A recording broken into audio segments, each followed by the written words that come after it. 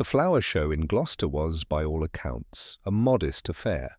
Held annually in the town hall, it was a spectacle more for the locals than for any outside visitors. There were a few tables of neatly arranged dahlias, begonias, and roses, none of them particularly spectacular, but all neatly tended. The smell of fresh flowers filled the room, competing with the faint scent of dust and old wood from the building itself. The tea table was well stocked as it had been for years, and the gossip flowed as freely as the Earl Grey. But this year, something was different. Not so much in the flowers, or the friendly chatter about which bloom had triumphed, but in a small incident that would unravel the town's careful balance of civility and secret-keeping. It began innocuously enough. Mrs. Roseborough, the chairman of the Gloucester Gardening Society, had just announced the winner of the most impressive marigold category when the loud clattering sound of a chair being knocked over pierced the air. A sudden hush fell over the room as everyone turned toward the disturbance. There, in the back corner by the coffee station, stood a woman, strangely unfamiliar to the regulars of the show. She had dark, tightly curled hair and wore a loose-fitting coat that seemed a bit too much for the mild September afternoon. In one hand she held a tumbler of water, now splashed across the table. I'm terribly sorry," she stammered, her voice laced with what might have been a nervous giggle. The woman looked around, clearly embarrassed, and set the glass down with more force than necessary. Some of the local women exchanged knowing glances, but no one approached the stranger. Mrs. Roseborough, her face pinched in disapproval, continued, with her announcements as if nothing had happened. "I think we've all had enough of those flowers," she said, brushing a stray lock of hair from her forehead. "Now let's move on to the next category." Yet the incident had left a ripple. The stranger lingered at the back of the hall, avoiding eye contact, and after a few moments she slipped out into the corridor. A murmur passed among the crowd, the telltale whispering of a town that knew its own and felt uncomfortable with the unknown. It was in this atmosphere of whispered speculation that Inspector Purbright arrived, having been summoned by the local constable, who, after a brief phone call with the local councillors, thought it best to bring in the detective. Purbright, as always, appeared calm, composed, and outwardly detached. He surveyed the hall for a moment, taking in the subdued air of the flower show, and noticed the lingering tension in the corners of the room. His eyes darted briefly to the table where the marigold winners stood, and then quickly flicked over to the spot where the strange woman had been. "Interesting," he murmured to himself, his face betraying little. He made his way to the small committee desk where Mrs. Roseborough was now overseeing the prize-giving. "Good afternoon, Mrs. Roseborough." "Lovely flowers," he said in his usual dry tone. She stiffened at his approach, but managed a cordial smile.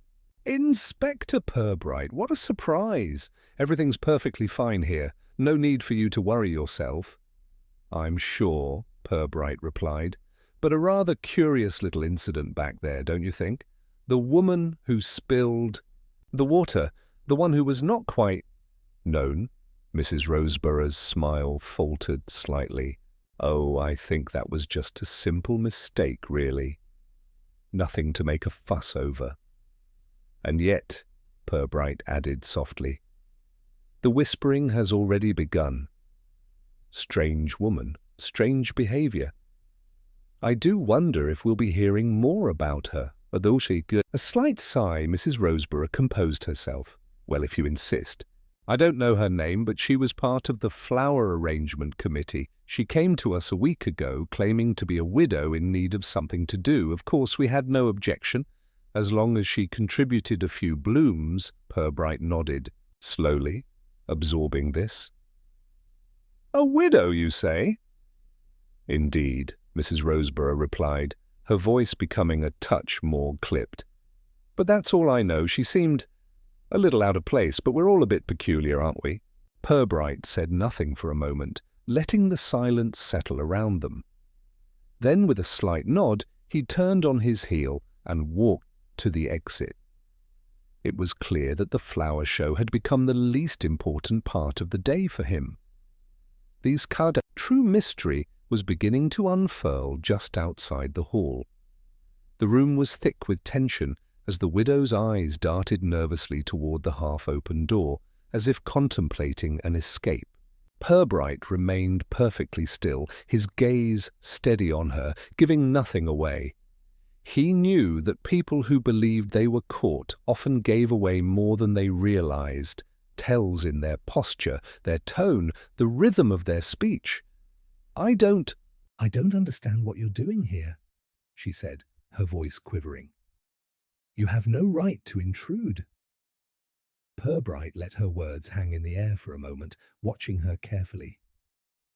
"I believe, madam, that it is you who have intruded. Not just into this town, but into a great many things that ought to have remained hidden." She flinched at his response, and for a split second the crack in her composure deepened. It was enough to notice, just enough to confirm what Purbright had suspected. This was not a simple widow in mourning, lost in grief. No, there was something much darker underneath the surface, something she had worked tirelessly to keep concealed. Taking a step closer, Purbright lowered his voice, careful not to push too hard, lest she retreat further into her shell. "You say you didn't mean for things to go this far? What was it you didn't mean exactly?" Her eyes flicked away, the faintest trace of guilt coloring her features. She opened her mouth to speak, but no words came out. The silence stretched between them, and Purbright did not break it. He simply waited, allowing her the time to process, to decide whether to hold her ground or let the floodgates open. Finally, after what seemed like an eternity, she let out a shuddering breath. "I never meant for anyone to find out," she repeated, though her words had less conviction this time. He was never supposed to be found. I thought it was over." Purbright tilted his head slightly, his curiosity piqued. "Found? Who exactly were you hiding?" At this, the widow's face shifted. Her features tightened as though the very name of the person she had been hiding could shatter her fragile control. "My husband," she whispered, her voice barely audible. There was no surprise in Purbright's expression.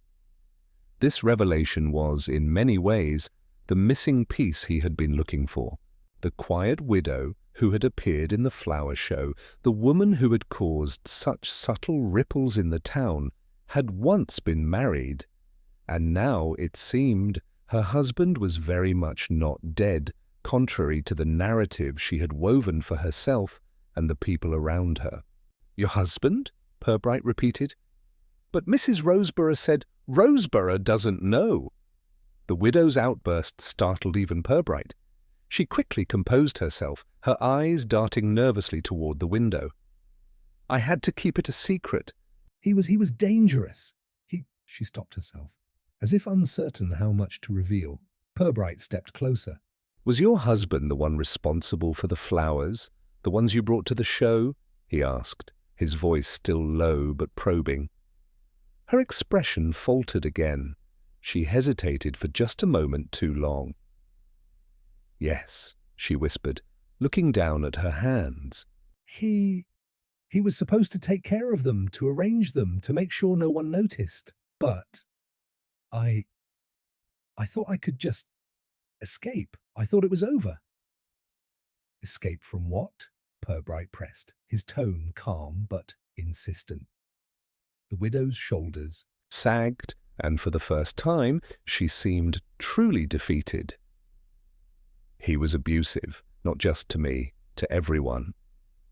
She inhaled sharply, as though the weight of her confession had struck her anew. "But he wasn't dead, not like everyone thought. He disappeared, and I thought I could get away. start fresh, live a different life. Purbright considered this information carefully. The woman before him was not just a widow, nor just a simple gardener in a small town. She was a woman living with the weight of a lie so large that it had consumed her every action, every decision. And now her lies had started to unravel, bit by bit. "And the flowers?" Purbright asked again, his mind clicking into place. "You brought them to the show. Were you trying to send a message, or was it something else?" The widow flinched at his question, and then, as if breaking free from her paralysis, she met his eyes. "I didn't want anyone to look too closely. It was my way of keeping the past locked away. If I gave them the right flowers, the right story—" She trailed off, as if the words were too much to bear. Purbright nodded slowly, understanding. "And now that someone has looked too closely, you feel the need to cover your tracks. But it's too late for that, isn't it?" She shook her head, her face contorted with shame. "I didn't mean for any of this to happen. I thought I could live a quiet life, just like everyone else. But now," her voice cracked, "now he's back, and I don't know what to do." Purbright felt a flicker of something, perhaps sympathy, though he quickly buried it. His job was to see the truth, not to make excuses for it. If your husband is back and you truly fear for your life, then you need to tell me the whole story. You need to trust me for your own sake.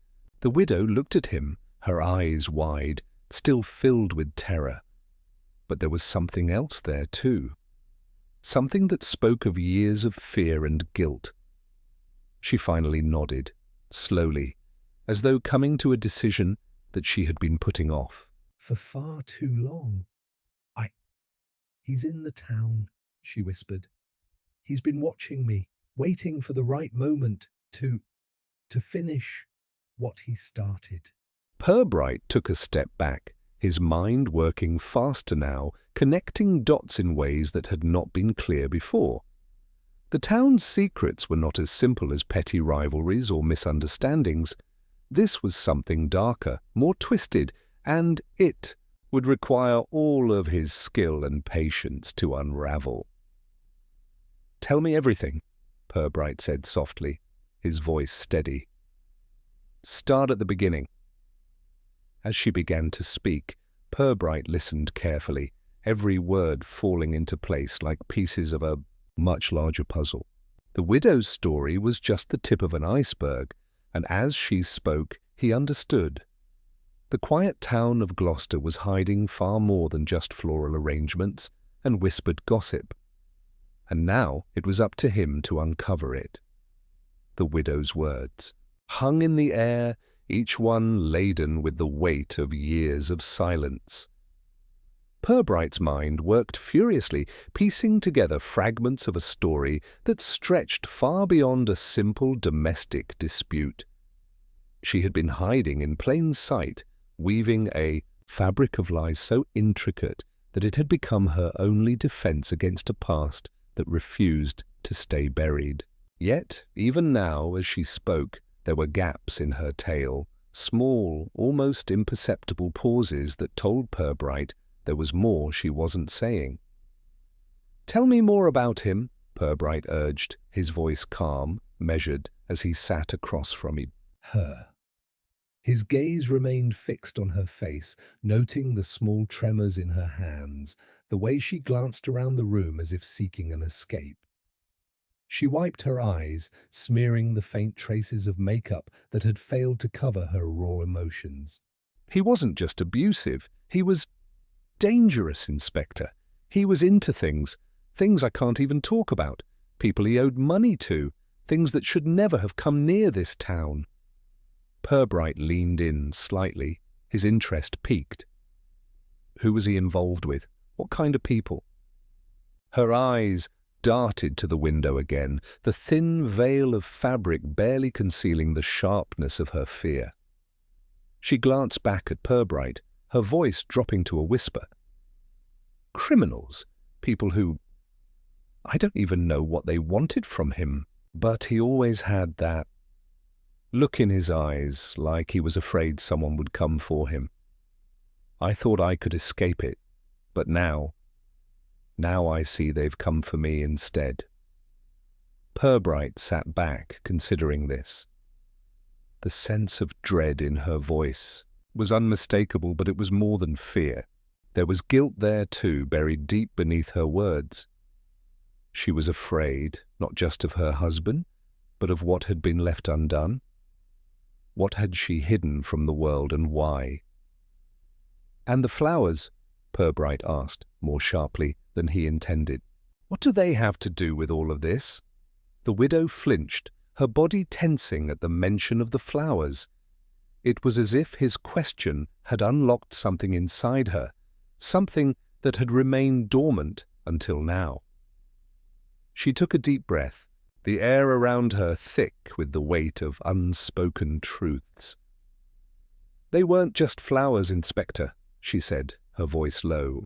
"They were a signal, a message. I thought I could stop him, make him believe I was just a harmless widow, playing at something innocent. I thought I could keep him from knowing I was watching him, that I was waiting for the moment he would—" "Slip up."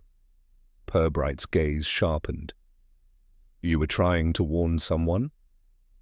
She nodded slowly, her fingers gripping the edge of the chair. "I didn't want to be involved anymore. I just wanted to disappear. But when I saw that man at the flower show, he looked just like the people he used to work with. He was watching me. I thought I could finally get away." The door. "Man at the flower show," Purbright murmured, his mind racing. "Was he one of these people from your husband's past?" "Yes," she said, her voice trembling. "He was. And when I saw him watching me, I knew it was over. He knew who I was. And he wasn't there for flowers." Purbright leaned forward, his eyes narrowing. "You think he's the one who's been following you?" The widow nodded again, her face pale. "I'm sure of it. I've "Seen him before. He's been in the shadows, always watching. He used to come to the house before I ran." I didn't think he'd ever come back. But now he's here. And if he finds out what I've been hiding, I'll be finished." Purbright was silent for a moment, his mind whirling as he processed the information. This wasn't just a simple case of a woman trying to escape a bad marriage. There were far darker forces at play, forces that had been lurking beneath the surface of Gloucester, hidden in the shadows. The woman's fear was real, but so was the sense of guilt she carried. She wasn't just a victim. She was complicit in something much larger than herself. "You said you were watching him," Purbright said softly, his voice quiet but penetrating. "What did you see?" Her hands fidgeted in her lap, her gaze dropping to the floor. "I saw him meeting with people I didn't know, but I recognized the signs, the way they spoke to him, the way they treated him." "They weren't just friends, Inspector. They were part of something big." Purbright's mind began to piece together the various elements of her story, the flowers, the strangers, the hidden messages. It was a tangled web. And the widow was only one small part of it. But she had seen enough, heard enough, to make her an unwitting accomplice in something far more sinister. And now she was trapped. The room seemed to close in on them as Purbright processed the gravity of the situation. "And what happened to him?" he asked, his voice calm despite the growing tension. The widow's face twisted in sorrow. "He's "Dead. I thought he was dead, Inspector. I thought he'd gone away for good. But I was wrong. He's alive and he's come for me. And if he finds out what I did, if he finds out what I've kept hidden, it won't just be me he's after." Purbright took a slow breath, absorbing her words. The silence that followed was heavy, almost suffocating. There was so much more to this than the widow could possibly understand. The criminal network she had been drawn into was larger than she realized, and its reach stretched far beyond the small town of Gloucester. And now, Purbright knew, he was standing on the edge of something dangerous, something that could shatter the town's carefully cultivated facade. His thoughts were interrupted by the faint sound of footsteps outside the room. Someone was coming. Purbright's instincts kicked in, his mind already racing ahead, plotting his next move.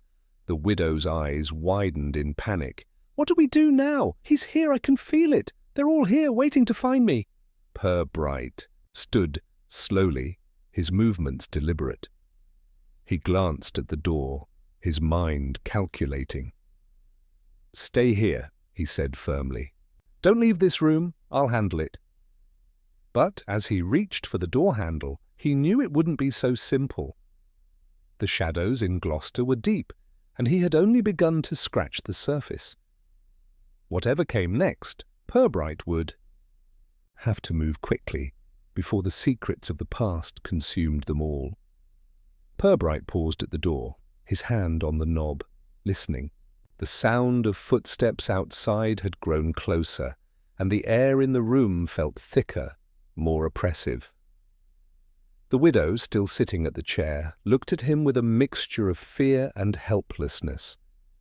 Her wide eyes tracked every movement he made, her breath coming faster now. "Don't let him find me," she whispered, almost too quietly for Purbright to hear. "Please don't let him take me back." Purbright looked back at her, his face calm. "Stay here. Lock the door behind me when I leave." He stepped into the hallway, closing the door quietly behind him, keeping his senses alert. The footsteps he had heard now seemed to be coming from downstairs, heavy but methodical, the kind of deliberate steps that suggested someone had been waiting, someone who was far too familiar with this house. He made his way down the narrow hallway, his hand brushing against the cool stone wall.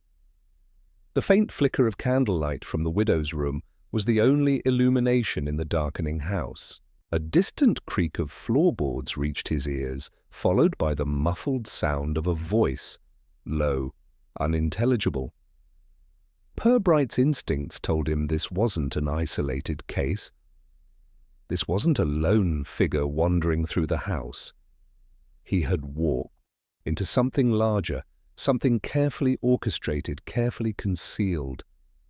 He reached the top of the stairs and peered down into the dimly lit foyer below. The front door was cracked open just enough for a thin sliver of light to spill inside, casting long shadows across the floor. But the person downstairs didn't seem to be in any hurry. They were taking their time, deliberately moving through the space as though they had every right to be there. Purbright took a deep breath, mentally preparing himself. He had been here before, sifting through half-truths, unraveling a web of lies, tracking shadows. But every case was different, and this one, he could tell, would not be easily solved. He descended the stairs with deliberate slowness, his footsteps muffled against the carpet. As he reached the last step, he saw a figure standing near the window, their back to him. The man was tall, his broad frame blocking most of the light, and he stood unnervingly still like a sentinel on watch. The man's voice broke the silence, smooth and cold. "I knew you'd come, Purbright." The inspector stiffened, a slight chill running through him as he recognized the tone. The man knew him, knew exactly who he was. This wasn't just any visitor. This was someone who had been watching him, perhaps even anticipating his every move. A shadow from the widow's past, no doubt. "Who are you?" Purbright asked, his voice steady but sharp. The figure turned slowly, revealing a face Purbright had never seen before, though there was something oddly familiar about it. It was the face of someone who had spent years hiding in plain sight, blending into the background, waiting for the right moment to strike. "Does it matter?" the man asked, with a slight smile, his eyes cold and calculating. "I'm simply someone who understands the price of secrets." "You should know that better than anyone." Purbright's gaze hardened. "I'm not in the business of keeping secrets." "And I'm not here for your games," the man chuckled, low and mirthless. "Games? This is no game, Inspector. This is survival, for both of us." Purbright took a step closer, his hand hovering near the concealed revolver at his side. "You're involved." "In all this, aren't you? The widow, her husband, the flowers. It's all connected." The man's expression shifted slightly, his lips curling in a half smile. "It's much more complicated than you think, Purbright. What you see is only the surface. What you don't see, well, that's the real story. But it's too late for you to get involved now." Purbright remained silent, his mind racing. This man was dangerous, there was no doubt about it. But there was something else at play here, something beyond the widow's hidden past, beyond the lies and deception. It was clear this man knew more than he was letting on, and he was trying to push Purbright into a corner. "Why don't you tell me what I'm missing, then?" Purbright said evenly, narrowing his eyes. "What's the real story behind this town?" The man smiled, a glint of something dangerous in his eyes. "You think you're the first to come poking?" "Around, Inspector. There are people here, people who have more power than you can imagine, and they don't take kindly to outsiders meddling in their business. If you want to understand this town, you'll have to look at it from a different angle. Not as a puzzle to be solved, but as a place that thrives on its own quiet little lies." Purbright didn't flinch. He had heard such threats before, but this man's words carried weight, and for the first time, Purbright felt the sense of something larger than he had expected, something that stretched far beyond just one family's secret. "You want to get away with this," Purbright said, "but you won't. Whatever game you're playing, it's ending now. I won't let you destroy this town the way you've destroyed her life." The man's smile faded, replaced by a cold, unreadable expression. For a moment, neither of them moved. It was as though time itself had slowed, as if the very air around them held its breath. Then the man reached into his coat and pulled out a small, black envelope. He held it up as though it were some final piece of evidence, something that would answer all the questions Purbright had. He slid the envelope across the table toward the inspector, his eyes never leaving Purbright's. "Take it," he said. "It's all you need to know." "But remember, some things are better left buried. Don't say I didn't warn you." Purbright didn't touch the envelope right away. His instincts screamed that it was a trap, that this was exactly what the man wanted, to lure him deeper into the web of deception. But there was something in the man's eyes, something that said Purbright was closer to the truth than he had realized. With a slow, deliberate motion, Purbright reached for the envelope, his fingers brushing against the cold paper. As he opened it, a single photograph slipped out, a photo of the widow standing in front of the very same flower show, but this time there was a man beside her, a man who looked too much like the person standing in front of him now. Purbright's pulse quickened. The pieces were starting to fall into place, but he knew this was only the beginning. The man before him wasn't just a criminal. He was the key to something much darker, and if Purbright was going to solve this, he would have to outmaneuver them all. "I'll see you soon, Inspector," the man said, turning toward the door. "Don't take too long. The clock's ticking." Purbright didn't move, his mind already racing ahead, formulating his next steps. He had to find out everything about the widow, about her husband, about the forces that had been operating in the shadows of Gloucester. And he had to do it quickly before the truth was buried forever. Purbright stood still for a moment, the photograph still clutched in his hand. His mind worked feverishly, piecing together the new information. The face in the photograph was unmistakable. The man beside the widow was the same man who had been standing in front of him just moments ago. It was as though the entire web of secrets had just shifted, revealing a new, more dangerous layer. He folded the photo carefully and slipped it into his pocket. His pulse quickened, but his movements remained steady. There was no time to lose. Every step he took from here would have to be deliberate. The man who had handed him the envelope had revealed his hand, but Purbright knew the game was far from over. Turning back toward the stairs, he ascended with purpose, the weight of his thoughts pressing down on him. The widow was still locked in the room, probably terrified, unsure whether or not to believe that Purbright was on her side. He didn't blame her. Trust had been hard to come by for years, but now, more than ever, it was crucial that he didn't let her slip away. As he reached the top of the stairs, he paused, glancing at the closed door of the widow's room. He could hear her soft breathing from the other side, steady but filled with tension. He had no time to explain everything to her. She would have to trust him for now. He only hoped that when the full truth came to light, it would be enough to protect her. He knocked softly before opening the door, stepping inside. The widow was sitting at the edge of the bed, her eyes fixed on the floor. She looked up when he entered, her gaze filled with a mix of fear and hope. "They know," she said before he could speak, her voice barely a whisper. "They're here, aren't they?" Purbright gave a slow nod. They've been here for a while, but we've only just begun to understand how deep this goes. She raised her eyes to him, her expression faltering. "I don't understand. I thought I was safe. I thought it was over." Purbright sat down across from her, his gaze steady. "The man you saw at the flower show isn't just someone from your past. He's part of something much larger.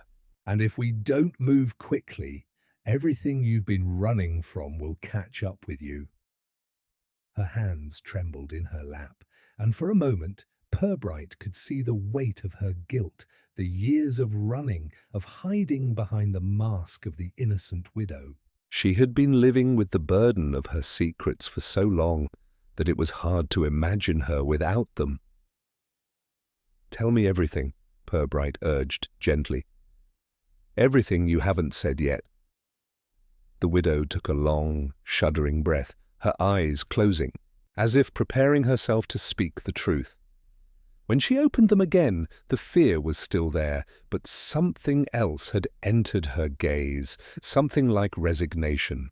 "I didn't just marry him because I loved him," she began, her voice growing more steady with each word. "I married him because I thought I could escape my own past. He was a man who could give me everything I wanted, or so I thought. But I didn't know the kind of people he was involved with, the things he did to keep his power." Purbright's brow furrowed. "What kind of people?" Her lips quivered as she gathered her thoughts. "He was mixed up with some dangerous people with too much money and too much influence. They used him for their dirty work. And when I tried to leave, when I tried to get away from it all, he threatened me. He told me if I ever tried to run, he would make sure I'd regret it. That's when I started lying about him being dead." "I thought if I pretended he was gone, I could get away." Purbright's gaze softened, though his mind was racing. The woman before him was not a victim of circumstance. She had been caught in a trap, a pawn in a game much larger than herself. But there were still gaps in her story, things she had yet to say, and Purbright knew that until he understood the full picture, he wouldn't be able to protect her. "Why the flowers?" he asked again, his voice calm but insistent. "What did they have to do with it?" She hesitated for a moment, her eyes flickering to the corner of the room as though searching for an answer. It was a signal, a way to let him know I was still here, still watching him. A way to tell him I hadn't forgotten what he'd done.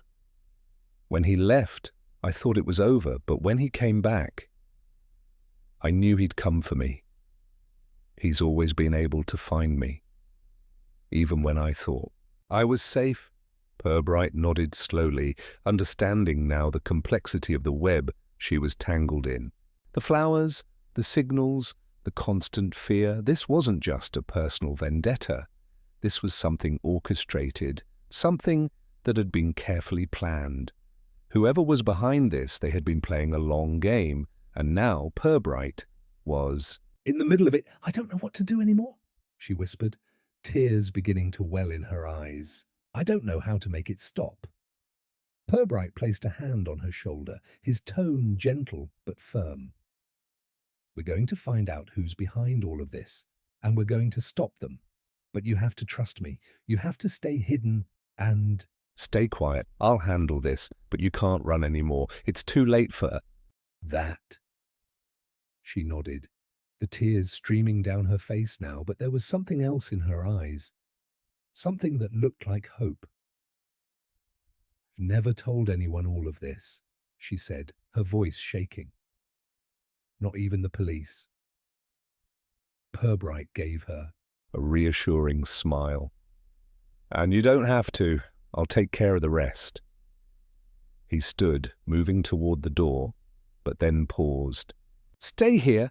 Don't leave the house. It's not safe out there yet. As he stepped back into the hallway, Purbright's thoughts were already turning to the next phase. The man he had encountered earlier wasn't just a criminal. He was a part of something much bigger, something that had the potential to destroy everything in its path. But the key to unraveling it all was here, in this town, and it was up to Purbright to find the pieces before they were lost forever. The clock was ticking, and Purbright knew that time was quickly running out.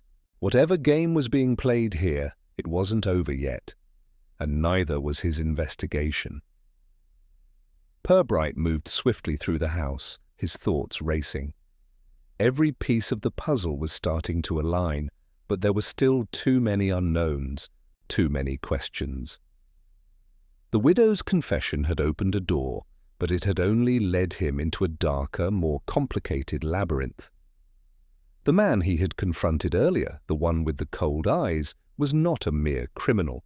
He was the linchpin in a much larger operation, an operation that had the town in its grip.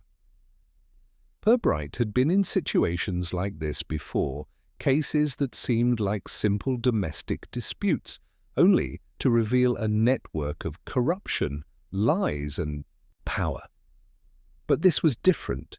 This was personal. The widow's fear, her desperate need to escape, was a thread that tied her to something much larger than herself. And now, she was at the center of it all. He reached the door to the street and stepped outside, the cool evening air hitting him like a splash of water. The town had settled into its usual calm, the kind of quiet that made everything feel deceptively peaceful. But Purbright knew better. Underneath that calm, the tension was palpable.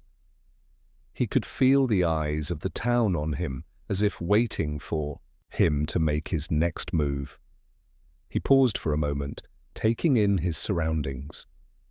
The street was empty, save for a few scattered lanterns casting long shadows along the cobblestones. There was no sign of the man who had confronted him earlier, but Purbright knew it was only a matter of time before he would show up again. And when he did, Purbright had to be ready. He turned toward the constable's office, his mind already working on the next step. There were too many loose ends, too many pieces to tie together. He needed information, anything that could shed light on the network the man was part of. He needed to understand who else was involved and how deep the corruption ran. As he entered the small office, Constable Pike looked up, his eyes wide with nervous anticipation. "Inspector," he said, his voice tight, "I've got something for you." Purbright raised an eyebrow, intrigued. "What is it?" Pike hesitated for a moment, then reached into a drawer and pulled out a set of papers, handing them to Purbright. It's a list of names, people who've been involved with the widow's husband. I couldn't get everything, but these are the ones I've tracked down. They're all connected, Inspector. Some of them aren't just "Criminals. They're people who have a lot of influence." Purbright scanned the list, his eyes narrowing as he read the names. There were a few familiar ones, people who had held positions of power in the town. But there were others too, names that didn't belong, names that suggested a larger network, one that stretched far beyond the confines of Gloucester. "This is useful," Purbright said, folding the papers and slipping them into his coat. "But it's only the beginning. I need you to find out more about these people." where they've been, who they've been meeting with. We're dealing with something bigger than we thought. Pike nodded, his face pale. "I'll get on it right away, sir." Purbright turned toward the door, his mind already racing ahead. The web was beginning to unravel, but it was clear that the deeper he went, the more dangerous it would become. He couldn't afford to make a mistake. Not now. He stepped back out into the cool night, the weight of the list in his pocket pressing against him like a reminder of the perilous road ahead. He had no illusions about what he was up against. The people he was chasing weren't just criminals, they were powerful, and they would do whatever it took to protect themselves. As he walked down the street, he noticed a figure standing at the far end, silhouetted against the faint glow of a street lamp. Purbright's steps slowed, his instincts on high alert. The figure was familiar, the same man from earlier, the one who had confronted him in the widow's house. The man's cold eyes met Purbright's from across the street. For a moment, neither of them moved, the silence between them heavy with unspoken understanding. Then the man turned and walked away, disappearing into the shadows. Purbright stood motionless for a moment, his heart racing. He knew it was no coincidence that the man had appeared again. He was being watched, and the game was about to take an even more dangerous turn. But this time, Purbright wasn't going to wait for the man to make the next move. He would take control. He turned back toward the constable's office, determination flooding his veins. The time for waiting was over. He would find the answers he needed, and he would do it before the town fell deeper into the hands of those who sought to destroy it. As Purbright's steps echoed through the empty streets, the weight of the mystery seemed to grow heavier, pressing down on him with every passing moment. The man who had been lurking in the shadows was just the beginning. The town's dark secrets were ready to come to light, and Purbright would be the one to expose them, no matter the cost. The night seemed to stretch on endlessly, each passing minute bringing him closer to the truth. And with each step he took, the threads of the conspiracy began to tighten, drawing him deeper into a web of deceit, betrayal, and danger. But Purbright was ready. He would not stop until the truth was uncovered, no matter what it took. Purbright's mind raced as he walked down the narrow, moonlit streets of Gloucester, the list of names tucked safely in his pocket. Each step he took echoed in the quiet night, but the heavy weight of the case hung over him like a storm cloud, ready to burst. The man he had seen earlier, standing just outside the constable's office, was still fresh in his mind. He knew the game was changing. The simple questions he had started with now seemed insignificant compared to the vast, shadowy network of corruption he was tangled in. He quickened his pace, determined to follow the trail, but his thoughts kept circling back to the widow. Her confession had been a turning point, one that had opened a door into the heart of something dark. And dangerous. The network of people involved with her husband, the same men who had moved in and out of her life, had now drawn him into their web. But what was the end game? What had her husband truly been involved in? And, more importantly, why had they come back now? His mind snapped back to the present as he reached the corner of the street. He saw a shadow move in the distance, darting just out of view. A sense of unease washed over him. It was too quiet tonight, too still. Purbright's instincts flared, and he moved quickly, slipping between two buildings, his hand instinctively reaching for the revolver holstered at his side. His eyes scanned the street, searching for any sign of movement. Then, from the alleyway, just ahead, he heard a faint rustle, a slight shift in the shadows that immediately caught his attention. Without hesitation, Purbright moved toward it, his senses sharpened. The hair on the back of his neck stood on end as he inched closer, every sound amplified in the stillness of the night. The alley was narrow, the stone walls rising up on either side like a funnel, trapping him in the confined space. As he approached, he noticed a figure standing motionless at the far end of the alley, their face hidden in the shadows. Purbright's heart beat faster, his every instinct screaming that this was no coincidence. The figure's head turned slowly, revealing a face that was unmistakable. The man he had confronted earlier, the one from the flower show, was standing there, his cold, calculating eyes fixed on Purbright. "You're persistent, Inspector," the man said, his voice smooth, but tinged with amusement. "I didn't think you'd follow me so quickly." Purbright's jaw tightened, his grip tightening on the revolver at his side. "I'm not here for games. What do you want?" The man took a slow step forward, his movement deliberate and measured. "What I want, Inspector, is for you to stop." Digging. You're too close to the truth, and that's dangerous for you and for the people you care about.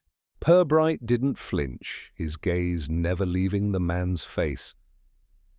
"I don't scare easily, so if you've got something to say it," the man chuckled, a low, unsettling sound that seemed to echo off the walls of the alley. "You're not as clever as you think, Purbright. You're looking at a small piece of a much larger puzzle, and you have no idea how deep it goes. The people behind this, they're untouchable. You're just a nuisance to them." Purbright's eyes narrowed. "Who are they? Who's behind all of this?" The man's smile was thin, almost pitying. "You wouldn't understand. You're still thinking in black and white when you should be seeing the shades of grey. You're not a part of this world, Inspector, and the longer you stay in it, the more dangerous it becomes for you." Purbright's hand twitched, ready to draw his weapon. But before he could react, the man stepped back, his figure melting once again into the shadows. "This conversation is over, for now, but remember, Purbright, there are forces here that you can't control, and if you keep pushing, you might just regret it." Purbright stood in the alley, alone now, the weight of the words lingering in the air. His mind was racing, the puzzle pieces scattered in every direction. He had come here looking for answers, but instead all he had found were more questions, and a dangerous man who clearly knew far more than he was letting on. With one last glance down the alley, Purbright holstered his gun and turned back toward the street. He couldn't let this threat distract him. The stakes were higher than ever, and he had a job to do. The names on the list, those were the key. They would lead him closer to the heart of the mystery, to the people who were pulling the strings, behind the scenes. As he made his way back to the constable's office, the night seemed to grow darker, the shadows stretching farther, the air thick with the tension of what was yet to come. But Purbright was ready. He knew he had to keep moving, keep pushing forward, because every step he took brought him closer to the truth. The quiet town of Gloucester, with its neat streets and quaint houses, had become a battleground, and Purbright was determined to win, no matter the cost. He walked into the constable's office with a sense of purpose, the door creaking as he entered. Constable Pike looked up, startled by his sudden appearance, but Purbright was already on a mission. He needed information, and he needed it now. "Get me everything you can on those names," he said, his voice low and urgent. "I don't care how you do it. Just find out everything." Pike nodded, his face pale but determined. "Understood, sir. I'll get started right away." Purbright turned and walked out of the office, his mind already calculating his next move. The pieces were beginning to fall into place, but there was still so much to uncover. He couldn't afford to make Any mistakes? Not now. The game had changed, and there was no turning back.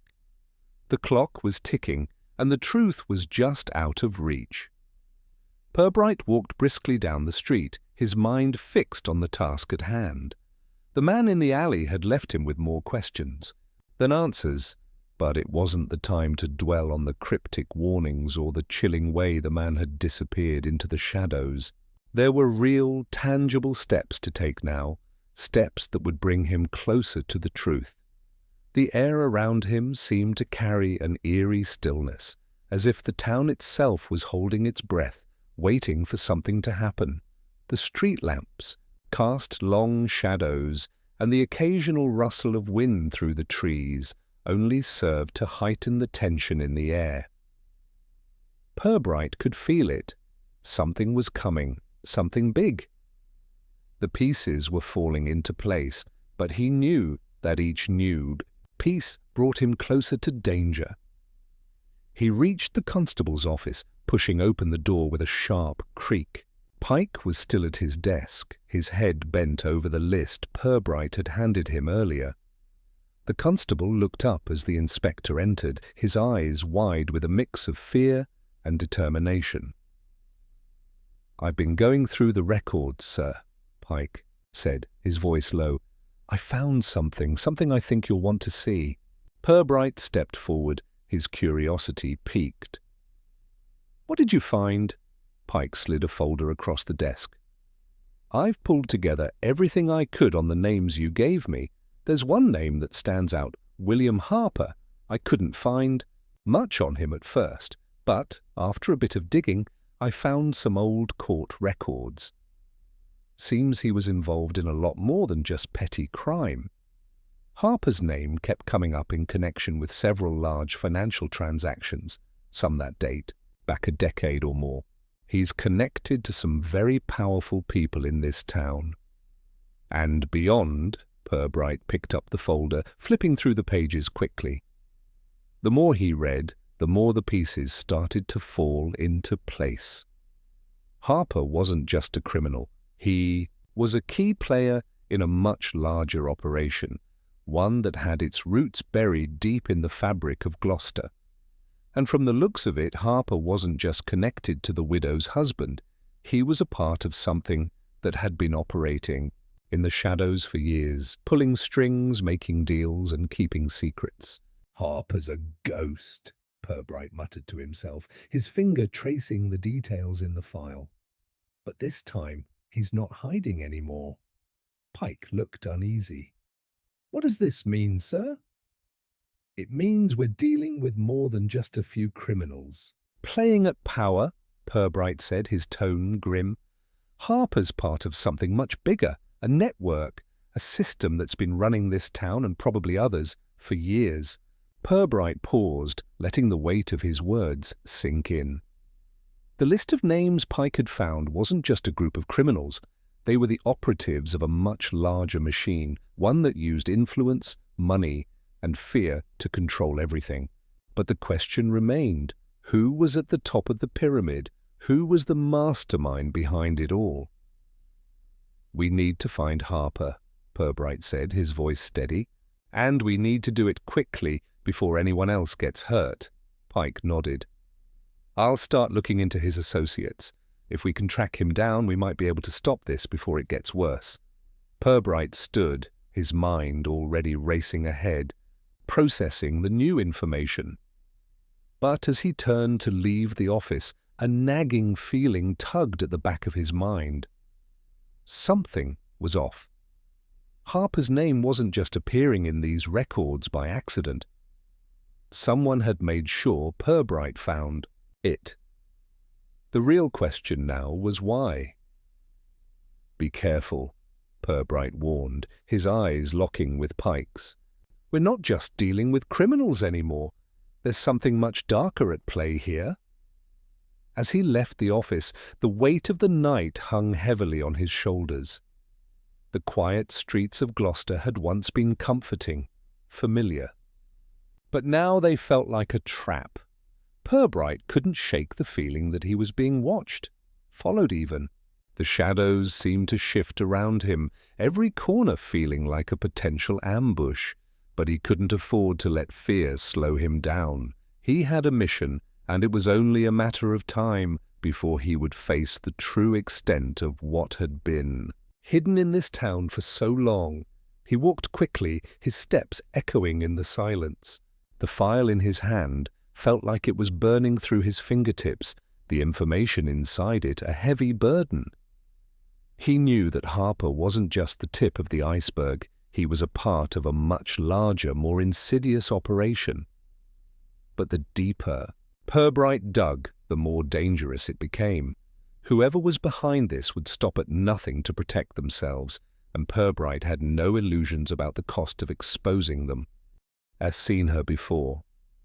Her eyes were wide, her hands shaking as she clutched the edges of her coat tightly around her.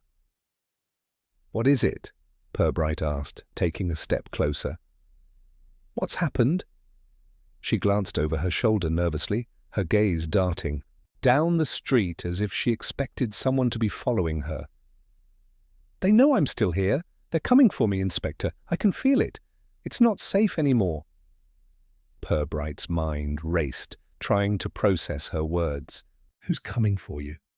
What are you talking about?" "The people I've been running from," she said, her voice barely above a whisper. "The people my husband was involved with.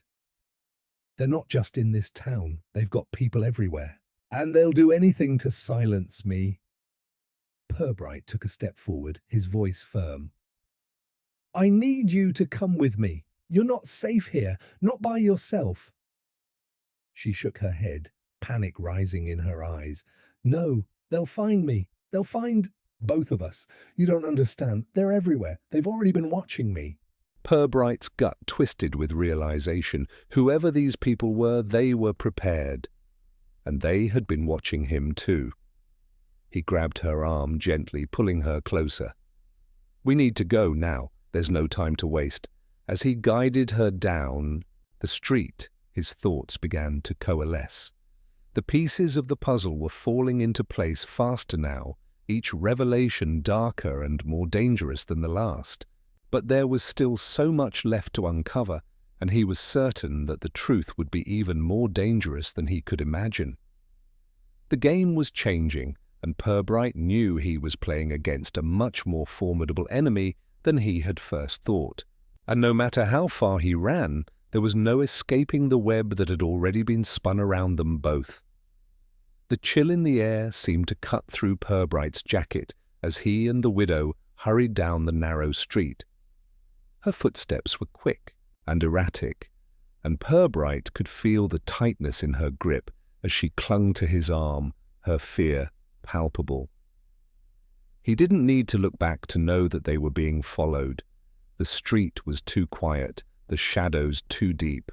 The world around them felt unnervingly still. He glanced over at her, noting the tightness in her face, the way her eyes darted nervously. She was on the verge of breaking. He needed to keep her focused, keep her moving forward, but the fear she was carrying seemed like an anchor pulling her down. "We're almost there," Purbright said, his voice low and steady, though he wasn't sure whether he was reassuring her or himself. "Stay close and don't look around. We're not safe yet." She nodded, her expression unreadable, but Purbright could see the sweat on her forehead. She wasn't just afraid, she was terrified. He had seen it before, that kind of primal fear, the kind that told you everything you needed to know about the threat lurking just out of sight. As they turned a corner, Purbright felt the hairs on the back of his neck rise. The street ahead was darker, quieter than usual. A perfect place for an ambush. He could feel the weight of the night pressing down on him, and every step he took was met with the steady beat of his own heartbeat, loud in his ears. He stopped suddenly, his senses flaring. There, just ahead, he saw the flash of movement, two figures, their faces hidden by the shadows. They were too still, too quiet, and just as quickly as they appeared, they vanished into the deeper darkness of the alley ahead. The hairs on Purbright's neck stood straight up. "They're here," he muttered under his breath, his hand instinctively going to his revolver. "Stay close, don't speak." The widow froze beside him, her body stiff with fear. Purbright could feel her tense up, but he didn't look at her. His focus was fixed ahead, where the figures had disappeared into the shadows. His training kicked in. He needed to move quickly, decisively. He took a step forward, then another, his every sense on high alert. His fingers brushed against the revolver, the familiar weight grounding him, and he moved with the practiced precision of someone who had spent years facing danger head-on. The alley stretched before him like an ominous tunnel, dark and empty, but he could feel it, the pull of something, someone waiting. The silence was deafening, broken only by the distant sounds of the town that seemed so far away now, so insignificant. Purbright led the widow forward, his steps soft but deliberate. Every inch of his body was prepared for the worst. As they approached the alley, he could hear the faintest rustling ahead. He held up his hand, signaling to her to stop. Then he took a deep breath and moved toward the corner of the alley. Just as he rounded it, he caught sight of the two figures again. They were standing still just a few feet ahead, their faces obscured by the darkness. One of them, the taller one, shifted slightly, the faint glint of metal catching the low light. Purbright moved with lightning speed, stepping out of the shadows, his revolver drawn. "Stay where you are," he commanded, his voice low but firm. The two figures froze, their eyes narrowing as they assessed the situation. "What do you want?" The taller figure's lips curled into a grim smile. "We were hoping you'd make this easy for us, Inspector, but you never make anything easy, do you?" Purbright's eyes narrowed as he scanned the two figures. They were dressed in dark, nondescript clothing, but there was a familiarity to them. He couldn't place it at first, but there was something about the way they moved, the way they held. Themselves, these weren't ordinary criminals, these were trained operatives, professionals. "You're not from here," Purbright said, his voice low, barely above a whisper. "Who sent you?" The figure that spoke stepped forward, his hand brushing his jacket as if adjusting it. "You don't need to worry about that," he said, his tone smooth, almost mocking. "You're in over your head, Inspector. You should have stayed out of this." "But now—" He paused, his smile widening. "Now we've got no choice." Purbright's finger hovered over the trigger, his eyes darting between the two men. "I'm not afraid of you." The second figure moved, his hand brushing the side of his coat. "No, you should be," he said softly. "Because the longer you stay here, the more dangerous it gets. The people we work for, They're not like the others you've dealt with. You're not ready for them. Purbright's pulse quickened. The name Harper echoed in his mind. It was clear now these men weren't just associated with Harper, they were part of the larger web that had been pulling the strings in Gloucester. They weren't acting on their own, they were sent, and whoever had sent them had power, power that could not be underestimated. But Purbright wasn't about to back down. He had come this far. "I'm not going anywhere." There was a brief silence. The taller man stepped forward again, his smile fading into something far colder. "I think you'll change your mind soon enough." Before Purbright could react, the second figure pulled out a gun, aiming it squarely at his chest. The widow gasped beside him, and for a split second, Purbright's mind raced. He couldn't afford to hesitate now. The first figure's voice came again, low and almost conversational. "We'll let you live for now, but you'll regret not walking away when you had the chance." In that moment, everything slowed. Purbright could feel the cold sweat on his skin, the tension in the air, but his mind was clear. He knew what had to be done. Without warning, he moved faster than either of the men could react. He fired a single shot, precise and deliberate. The second figure staggered back, his gun falling to the ground. The first figure took a step toward him, but Purbright was already on him, twisting the man's arm behind his back and pushing him hard against the wall of the alley. The widow screamed, but Purbright didn't hear her. He was focused. On the figure in front of him, the man who was now pinned to the wall. "Who do you work for?" Purbright demanded, his voice cold and steady. The man struggled, but Purbright tightened his grip. "You'll never get anything out of me," he spat. Purbright's eyes flickered to the second figure, who was still on the ground, struggling to recover. The widow was watching now, her face pale and terrified, but she was no longer crying. There was a strength in her eyes, something that told Purbright she understood what was at stake. He knew he had to move fast. The game had just shifted, and whoever was behind all of this would stop at nothing to protect their interests. But Purbright wasn't done yet. The truth was closer now than it had ever been. Purbright's grip on the man's arm tightened as he pressed harder against the cold stone wall. The alleyway around them seemed to close in, the shadows growing darker, more oppressive. The widow's heavy breathing was the only sound that filled the silence, her wide eyes fixed on the scene unfolding before her. "Who do you work for?" Purbright repeated, his voice low and commanding. He could feel the pulse of the man's wrist beneath his hand, the subtle tremor of fear beginning to show, though the man's face remained defiant. The man, his lips curling into a snarl, spat to the side. "You'll never get an answer out of me. The people we work for are untouchable. They've already won." Purbright's eyes narrowed. "You're wrong. No one is untouchable." With a swift motion, he slammed the man's back harder against the wall, causing him to gasp in pain. "Tell me who sent you. Harper? Someone else?" The man winced, but kept his silence. Purbright felt a fleeting moment of frustration. This was the moment he needed. He could feel the information just beyond his reach, slipping through his fingers. But he couldn't afford to be impatient. Not now.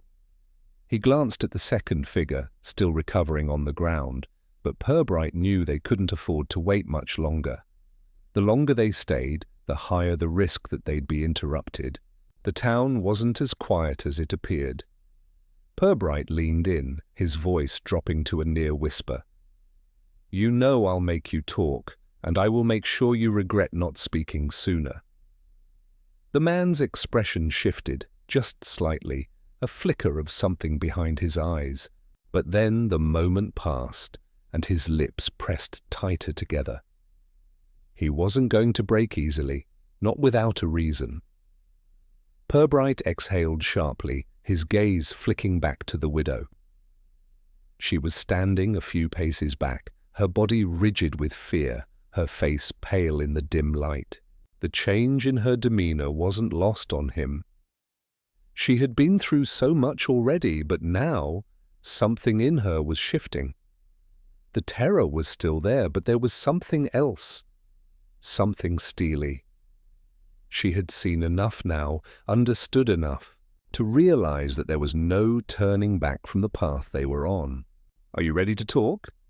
Purbright asked the man again, his voice calm, almost conversational. The man sneered. "You think you have the upper hand here? You don't even know who you're dealing with.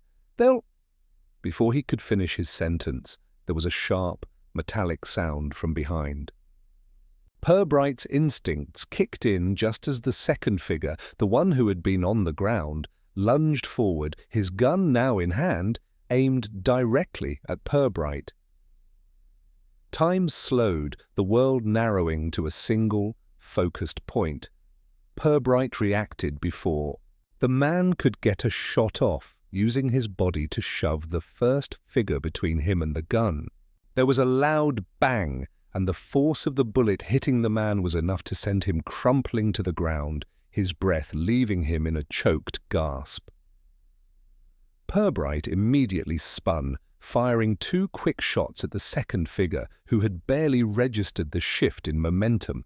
The first shot hit him in the arm, the second grazing his side, sending him crashing into the wall with a grunt of pain. He dropped the gun, gasping as he slumped to the ground, unable to get back up. The alley was silent once again, save for the sound of labored breathing and the drip of water from the gutters above. Purbright didn't move immediately, his eyes scanning the 2 men on the ground. One was unconscious, the other still breathing shallowly, his hand clutching his bleeding arm. The gun lay a few feet away from him, useless for the moment. He stood, still for a few moments, the adrenaline slowly ebbing, his mind already running through his options. The situation had changed drastically. The danger had escalated, but in a way it had also opened a door. These men weren't just hired muscle, they were part of a larger operation, and now Purbright had them at his mercy. He glanced back at the widow. She hadn't moved, still standing near the entrance of the alley, her face frozen in shock. But her eyes, when they met his, were no longer filled with fear. There was something else there, recognition, maybe even a spark of defiance. Purbright exhaled sharply and walked over to the men, kneeling beside the one who was still conscious. "Tell me who's behind this, Harper? Who else?" The man, his face contorted in pain, clenched his teeth. "You're out of your league, Purbright. You think you can just come in here, stir things up and walk away with answers? This is bigger than you know." Purbright leaned in closer, his voice a low, measured threat. "I know enough, but I need you to fill in the blanks. You'll tell me who's pulling the strings, or I'll make sure you regret it." The man's eyes flickered toward the "Widow?" A brief moment of hesitation before his gaze shifted back to Purbright. There was fear there now in his eyes, and Purbright realized that the man knew something, knew enough to understand that he was being cornered, but he wasn't ready to break. Not yet. Purbright glanced at the widow once more, noting the subtle shift in her stance. She was no longer just a victim. She was part of this now, whether she liked it or not. The secrets she had kept hidden, the lies she had lived with, were all beginning to unravel. And with every moment, the walls of her past were closing in around her. The man in front of him shifted, coughing as he struggled to speak. "You don't understand what you're dealing with. You think you've uncovered something. You've barely scratched the surface. They'll come for you. All of you." Purbright remained silent for a moment, his mind calculating the next move. "You don't get it," he said quietly. "This ends tonight." He stood, his hand still firmly gripping the revolver, and turned to the widow. "Stay here," he said. "Don't move until I come back." She nodded, though the unease in her eyes hadn't left. Purbright could tell she was just as trapped in this as he was, but she had a choice now. And so did he. As he turned back to the men on the ground, he knew the next few minutes were crucial. Whatever came next, he had to stay one step ahead. The truth was out there, buried in the lies and the darkness of this town, and Purbright was determined to unearth it. He wouldn't rest until he did. Purbright didn't look back as he walked toward the darkened street ahead. The widow was still standing in the alley, but there was a shift in the air now. The weight of what had just happened hung heavily between them. Too much had unfolded in the last few minutes for anyone to pretend things were the same. The game had changed, and now, more than ever, he had to be careful. His fingers tightened around the revolver as his eyes scanned the street, the quiet of Gloucester now suffocating, heavy with the tension of everything he had learned and everything yet to be uncovered. The men in the alley weren't just low-level criminals, they were operatives sent by a shadowy force that was pulling strings much higher than he had originally suspected. Whoever was behind this was organized, methodical, and ruthless. He didn't know how much time they had before the whole town would be caught in the crossfire. They were already making moves against him. But for now, there was one thing he could do: track down Harper. The key was there, and Purbright could feel it in every instinct he had. If he could get to Harper, he could break this wide open. The truth lay just beneath the surface. His footsteps echoed on the cobbled streets as he moved toward the constable's office, the sound too loud in the quiet. He reached the door and paused. Pike had been working his side of the investigation, but Purbright knew they were running out of time. Every moment spent waiting, every second they lost, only gave the other side a chance to regroup. Purbright pushed open the door and stepped inside, his eyes immediately scanning the room.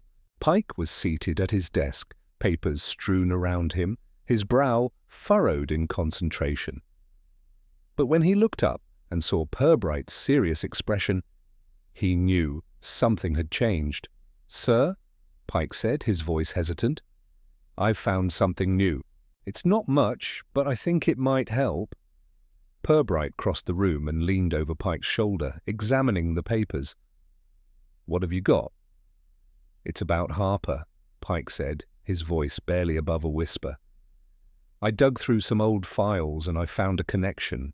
He's been working with a group out of London. I can't confirm everything yet, but the name, it came up in one of the financial transactions he's been involved in. It's connected to the same people who have been operating in this town." "And they've been laundering money, big sums of it." Purbright's eyes narrowed. "Laundering? And you think this is connected to the widow's husband?" Pike nodded, his face pale. "I'm sure of it. Harper's not just a thug. He's a middleman for something much bigger." "These people, they're not just criminals. They've got ties everywhere." Purbright's mind raced.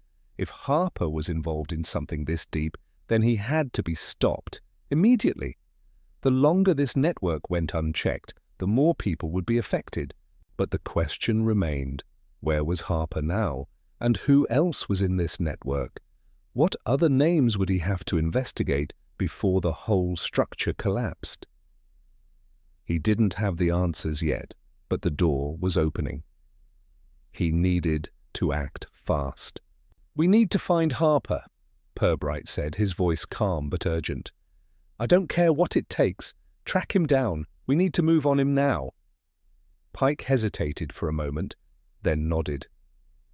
"I'll get on it, sir." Purbright turned toward the door, his mind already working through the next steps. He had to find Harper before this escalated any further. The town was unraveling at an alarming pace, and if he didn't stay ahead of it, everything would fall. Apart, the sound of his footsteps echoed as he left the constable's office and stepped back into the night.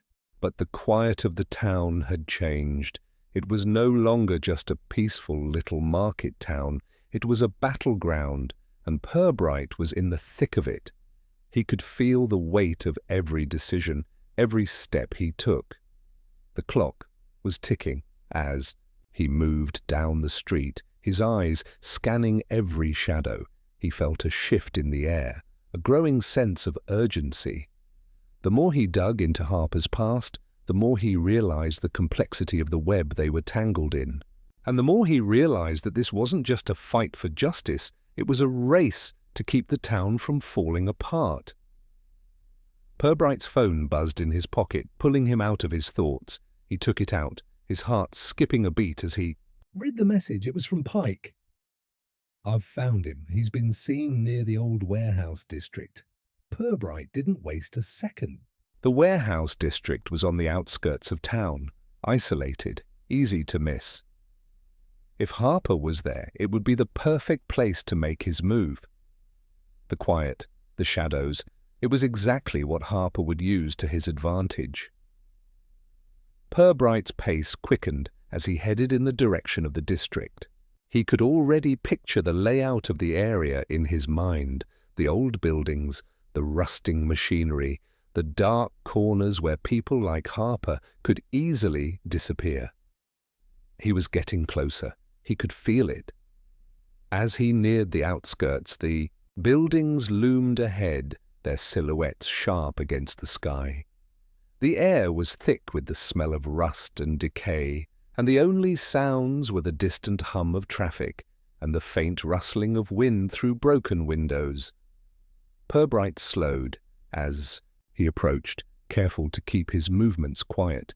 He didn't know how many people Harper had with him, but Purbright wasn't taking any chances. He had to get in, find Harper, and get out before this whole operation turned into a full-fledged war. He crouched low, moving between the shadows, his eyes darting between buildings as he searched for any sign of movement. Every instinct was on high alert. The city around him felt like a different world, one where danger lurked at every corner, and Purbright had to stay one step ahead to survive. As he rounded the corner of an old brick building, he saw it, a dim light coming from one of the far warehouses. He could just make out the shape of a figure standing by the door, a silhouette against the light. Harper. Purbright's heart skipped a beat. This was it. He couldn't afford to hesitate now. He needed to move fast. With one last breath, he stepped forward, ready to confront the man who had been pulling the strings in this quiet town. The truth was within reach. But would Purbright be able to take it before it slipped away forever?